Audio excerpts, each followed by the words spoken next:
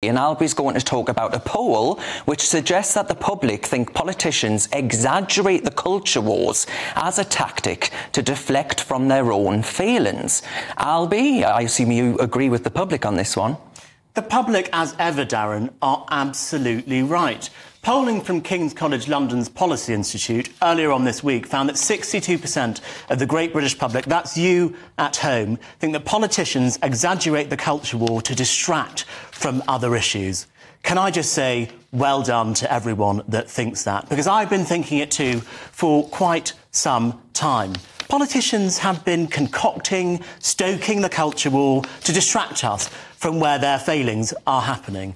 If we look at our economy, it's flatlining. Inflation is running hot. Taxes are at a 70-year high.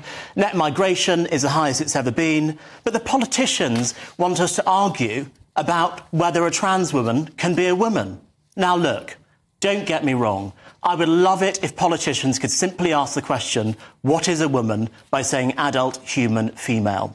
But the idea that this is one of the biggest issues facing the country is simply wrong.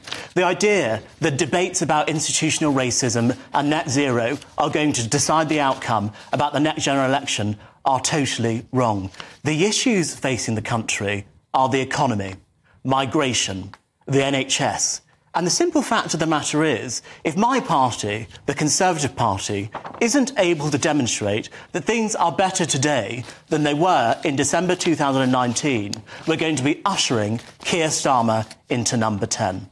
Rishi, it's time to get bold. No, not as bold as Liz Truss, but it's still time to get bold. And I'm not sure the 5 pledges are going well enough for us to use them as a platform for the next general election.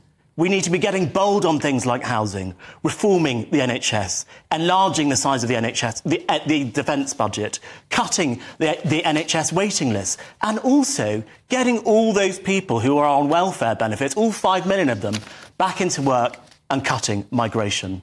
We need to get back to basics, stop distracting us with the culture war and get on with delivering the people's priorities. Darryn Grimes, you're a bit of a culture warrior, aren't you? Do you think you are one of these people who's been distracting us from the real issues going on in society? Well, I just think it's naive in the extreme. The idea that a young person who vehemently cares about all of these things, which are, let's be honest, there is a left-wing media in this country, established media sliding to the left, like that man there, who want us to actually denigrate and destroy much that this country has stood for time, a long, very long time now. We were talking earlier about the cenotaph and the attempted desecration of that. We saw Connor talking about actually the fact that they've got a barrier around the cenotaph. All of these things we saw during the BLM, of course, the riots out there where the cenotaph itself was attacked. Someone tried to light the Union Jack on fire. You try telling a woman in a prison, for example, that she is focusing on the wrong priorities when she says that a person with a penis has been brought into her prison because they self-identify. But Darryn, don't you think the bigger issue for the women in the prison would be that there aren't enough prison places and that they're having 2 or 3 people in a cell which is built for one? Surely that's the bigger issue for that woman in the prison. Until you change the culture, you cannot focus on the economy. Until you tackle the fact that people out there disagree with everything that you as a Conservative stand for, you ain't going to get anywhere. Well, do you know what? Can I just say, Darryn, you've illustrated what a fool you are on this in a nutshell. At a time when prison leaders are warning that people are escaping prisons, and we had one example of that. They just wandered out of Wandsworth prison. Meanwhile, you're going on about the hypothetical, in some cases, ideas that a trans person might go in a women's prison. There's been only a handful of examples of that happening of any description. That's all right, then. So you're more bothered about resource going on that than actual prisoners sodding off out of the prison. Yes, Emily, what are your thoughts on this topic? May I come in on this? Because I would agree with you insofar as I think every political party tries to capitalise on culture wars because it's a discussion, it's a current discussion that's going on. But I don't think it's fair to say that the government has stoked these culture wars intentionally from the start. It is left-wing protest groups that have done that, ranging from Black Lives Matter to Just Stop Oil to organisations such as Mermaids and Stonewall. All of these organisations have stoked that culture war. So I don't think it's... And I think it is the Conservative Party who should be standing against that. I don't necessarily think it's some big distraction technique, although they might try and mobilise some support through it. But Connor Tomlinson and also Emily, don't you think that the culture war is being fought from both sides? This idea that it's just left-wingers like Benjamin stoking up the culture war, I've never actually agreed with. You see both the woke movement and the anti-woke movement stoking up disagreements as much as each other, don't we? Sure, there are grifters in both camps, but I don't think that means we marginalise the issues. For example, concerned parents who, until about 10 minutes ago, weren't even aware of this issue until suddenly their daughter falls prey to trans ideology online and decides to go and get her breasts removed.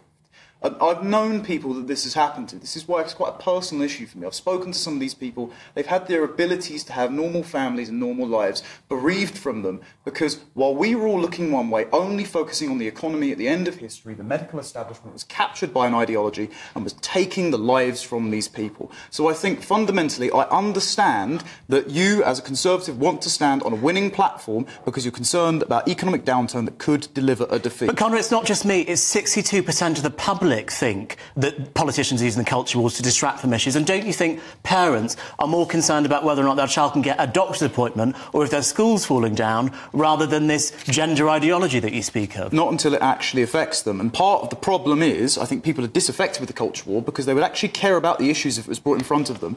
They just don't think the politicians are going to do anything.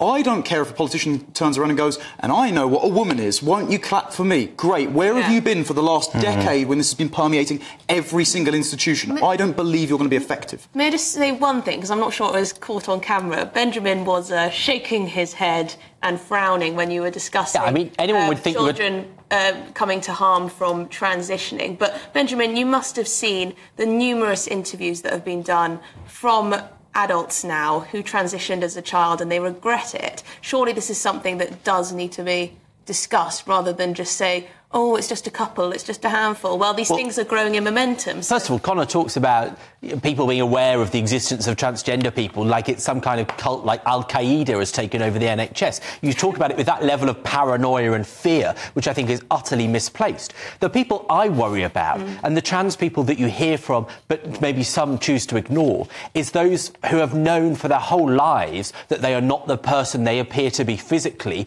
and they have had their self-confidence, their dignity, their ability to be the person they were born to be stolen from them because institutions and social attitudes were so deeply transphobic, maybe they even weren't able to recognise it. Those are the people that we should be concerned about. And I think that when you act with that paranoia, you deny them the agency to be themselves. You must concede that there have been many cases of particularly girls as well who have gone down the route of transition and they had autism or had other mental health issues and then they come on to regret it. It is there, it's documented, and if you don't believe those people, then, that's not to say, anyway. Right, still ahead. Lots more to say on that, but we could discuss that for the rest of the show, really. But